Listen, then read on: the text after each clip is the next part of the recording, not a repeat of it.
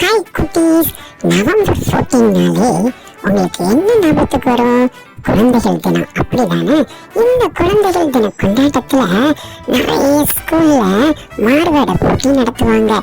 நீங்க இதுவரைக்கும் ஏதாவது மாறுவேட போட்டியில கலந்துருக்கீங்களா? Okay okay, super super. சரி, இந்த மாறுவேட போட்டியில என்ன செய்வாங்க? எல்லாரும் ஒவ்வொரு மாதிரி வேடம் போட்டு வருவாங்க இல்லையா? அதுவும் இந்த குழந்தைகள் தினத்துக்கு கண்டிப்பா நிறைய பேரு ஜவஹர்லால் நேரு மாதிரி வேடம் போட்டு இருப்பாங்க, அப்படிதானே? ஜவஹர்லால் நேரு வேடம் போட்ட எல்லாரும் என்ன வச்சிருப்பாங்க? சட்டையில ரோஜா பூ குத்திருப்பாங்க, பாத்திருக்கீங்களா? ஆமா, நேரு மாமா அப்படிதான் சட்டையில ரோஜா பூ குத்தி வச்சிருப்பாங்க.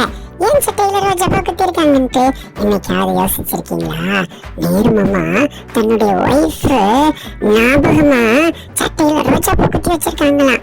இதே போல நம்ம வீட்டுல கூட நம்மளோட நல்ல நினைவுகளை ஞாபகப்படுத்துவதற்காக நிறைய போட்டோ ஃப்ரேம், ஆல்பம் இதெல்லாம் இருக்கும், தெரியுமா? உங்க அம்மா அப்பா கூட சொல்லியிருப்பாங்க, நீ சின்ன வயசுல இருக்கும்போது இப்படிதான் இருந்தேன்னு.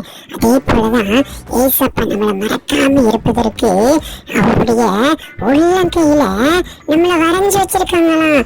அதான் பைபிள்ல இப்படி ஒரு வசனம் இருக்குது, இதோ என் உள்ளங்கையில் உன்னை வரைந்திருக்கிறேன், உன் மதில்கள் எப்பொழுது என் முன் இருக்கிறது.